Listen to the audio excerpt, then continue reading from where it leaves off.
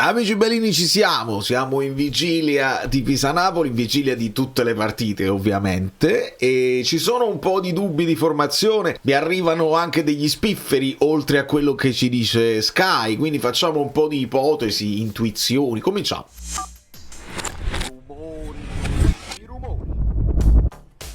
Ci sono anche defezioni dell'ultimo minuto sugli altri campi, adesso lo diciamo, visto che sul calcio fluido ho lanciato i pronostici con tutta una serie di cose.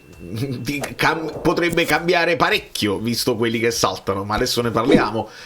Un like e un ringraziamento, il like da parte vostra, il ringraziamento da parte mia per quello che state combinando sotto al video con Andrea Marinozzi, anche lui, io ho girato un po' di commenti, insomma lui è contentissimo della reazione della community, quindi vi ringrazio. Se qualcuno è nuovo, benvenuto, io sono Valerio Fluido, andiamo a parlare di campo, possibilmente ci spostiamo quindi sulla nostra lavagna tattica, se vogliamo, e il Pisa. E ricordiamo un'andata, insomma, dove vinciamo 3-2, ma non è stato facilissimo, però quella era un Pisa di Gilardino, questo è il Pisa di Iliemark, e insomma dobbiamo solo stare attenti a noi stessi, dobbiamo essere onestamente concentrati, cinici, vedere la porta, tirare molto in porta, e vedete dei buchi di formazione perché dobbiamo indovinare quello che può succedere. Poi quello che vi dicevo sugli altri campi, perché sennò mi dimentico di dirlo, Nico Paz, il primo pianto che ho fatto sul calcio fluido, Nico Paz infortunato, non gioca. Un'altra cosa che non era prevista, salta pure Motta nella porta della Lazio, quindi giocherà Furlanetto il derby, e quindi quell'idea che la Roma insomma potesse magari steccare con un portiere, col terzo portiere, quarto portiere, non lo so nemmeno quale portiere, insomma vediamo. Però ci sono un sacco di storie nel calcio che possono anche smentire quelle che sono delle probabili soluzioni. Ma andiamo alle cose nostre, perché le anticipazioni che avevamo fatto su Neres sono confermate, quindi lo possiamo vedere in panchina. Dobbiamo risolvere. Io perché ho tolto anche Di Lorenzo? Perché Di Lorenzo in teoria potrebbe essere una soluzione per sostituire Politano sulla fascia, però già un primo dubbio io me lo levo, immagino che contro un Pisa tu vuoi un po' più di spinta anche dalla difesa. Di Lorenzo, tra l'altro, quando il Napoli costruisce, magari si abbassa un Lobotka, Di Lorenzo diventa a tutti gli effetti terzino, quindi mi sembrerebbe stranissimo una scelta diversa da questa. Quindi confermiamo questo trittico di difesa, mentre il trittico di difesa del Pisa è il KKK, e dai, fanno KKK e non scherziamo, non possiamo scherzare proprio. Dopodiché dobbiamo risolvere le fasce, e quindi se Di Lorenzo ce lo giochiamo qua, abbiamo ovviamente Spinazzola e Gutierrez, che possiamo vedere a piede invertito. Abbiamo sentito quegli spifferi, insomma, di Spinazzola che non vorrebbe giocare a destra. Questo anche spiegherebbe, perché noi ce lo siamo chiesti, ma Conte, ma perché non metti ogni tanto Spinazzola a destra? E se trovi un giocatore che ti va a tuzzo e non lo vuole fare, poi stanno uscendo un sacco di cose, insomma, Corona che continua a parlare. You're out of line! Take this!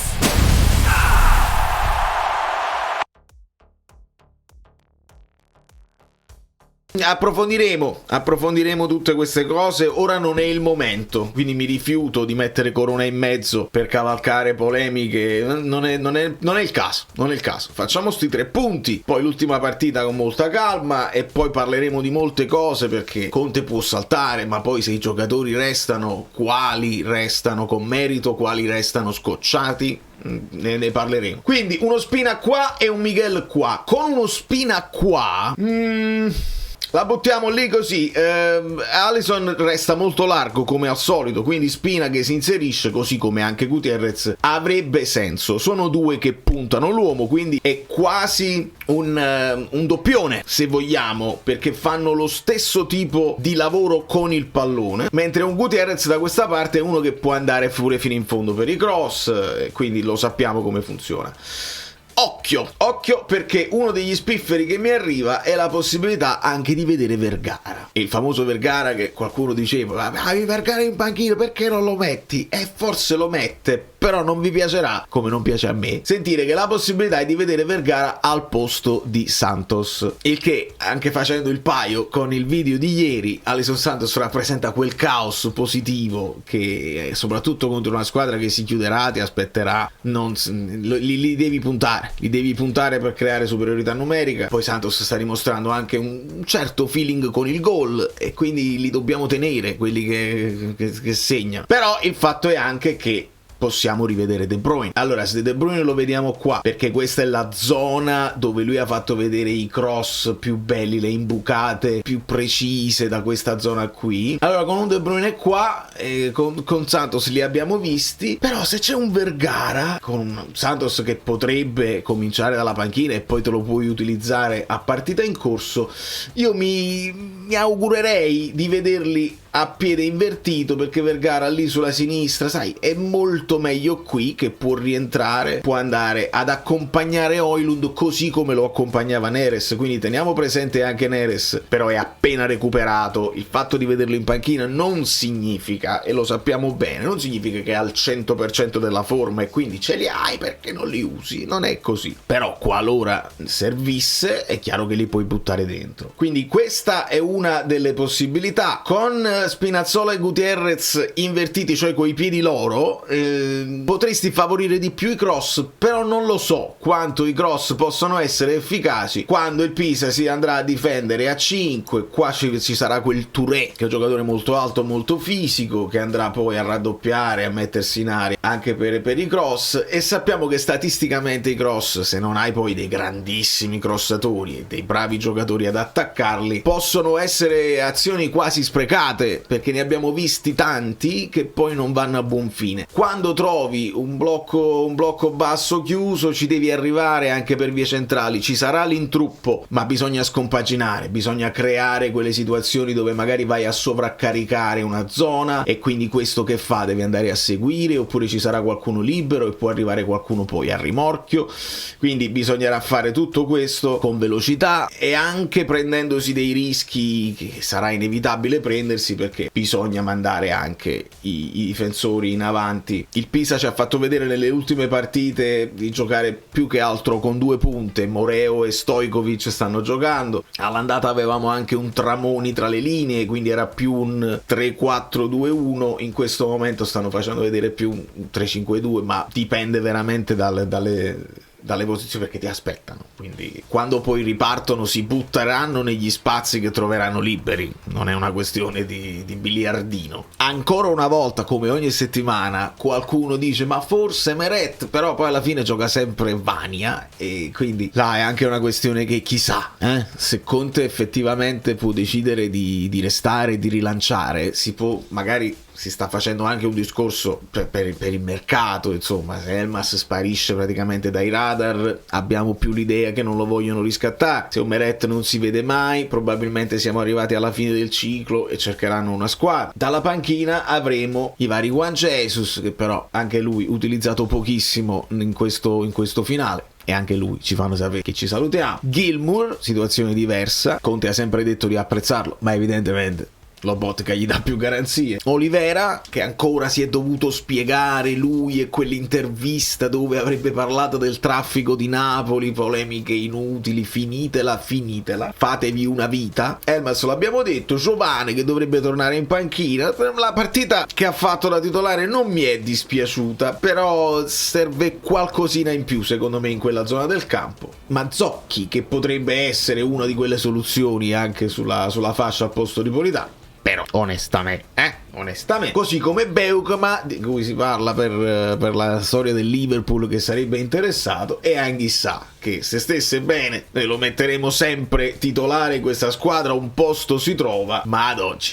lo abbiamo capito, lo abbiamo percepito che andiamo in un finale di stagione con il contagocce. Spostandoci e prendendo uno scavetto, vediamo le ultime dai campi. Onestamente sono ancora in verde a livello di calcio fluido, ma non ha importanza, con un click si può cambiare. Quindi è saltato Nico Paz ed è saltato Motta, ma qui ci concentriamo su Pisa-Napoli. Semper, Calabresi, Carazzolo, Canestrelli, Leris, Marin, Abisher, Akinsamiro, Angori, che pare che abbia recuperato quella titolarità, e Stojkovic. In panchina riabbracciamo Albiol, sta ancora Quadrato.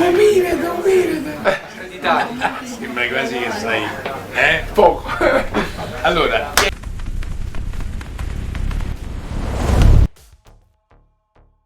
È incredibile, incredibile. Qui addirittura loro non portano Touré titolare. Ealing Junior, io ero convinto, sta pure sempre, sta fasciato in testa perché spesso infortunato. Ero convinto che insomma qualche partita, se il Pisa aveva bisogno di qualcuno con un dribbling, niente, proprio utilizzato pochissimo. Arrivato a gennaio, ma niente. E poi vari lungagnoni, perché Moreo è alto, Meister è altissimo, Turonsimi pure un altro lungagnone che doveva fare sfraceli e non li ha fatti. Ovviamente io sto dando per scontato che De Bruyne ritorna in campo da titolare, non è sicuro, però lo portano comunque per esempio qui al 55%. Se non dovesse essere così, noi ci possiamo anche immaginare Vergara, Alisson, Santos dietro Højlund, e mica poi è male, perché c'è fantasia, c'è tecnica, c'è velocità. Anzi, sapete, De Bruyne io lo voglio vedere in campo il più possibile. Però, se lo devi gestire, se Vergara stesse al 100%, perché no? Perché no? Anche perché quello poi che ci è mancato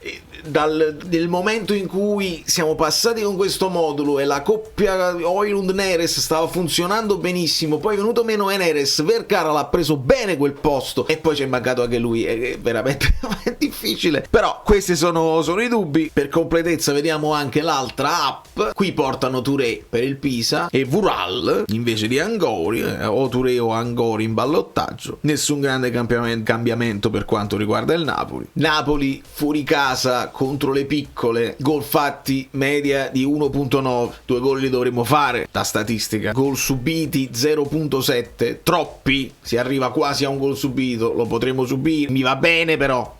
Voglio i 3 punti oggi e li voglio anche domani. Il Pisa contro le grandi subisce 2.3, subiscono tantissimo, quindi dai. Beh, per Lil Neres, anche lui è mancato, devo dire la verità, un altro personaggio senza precedenti. Quindi niente, è proprio Sky che porta De Bruyne titolare. Ovviamente, come sapete, la formazione titolare mi interessa fino a un certo punto, mi interessa quello che è l'approccio alla gara. Non è una finale, perché lo sapete, però quasi, e vediamo di non fare drammi, perché poi domani se la guardiamo in mattina molto presto, quindi con gli occhi ancora semichiusi, visto che devo andare a lavorare adesso, sarà giornata lunga, e poi ne parleremo live, affrontando ovviamente argomenti anche sulle altre squadre, perché quando si gioca contemporaneamente lo sfizio almeno è quello. Da New York, Valerio Fluido è tutto, vi abbraccio e vi bacio.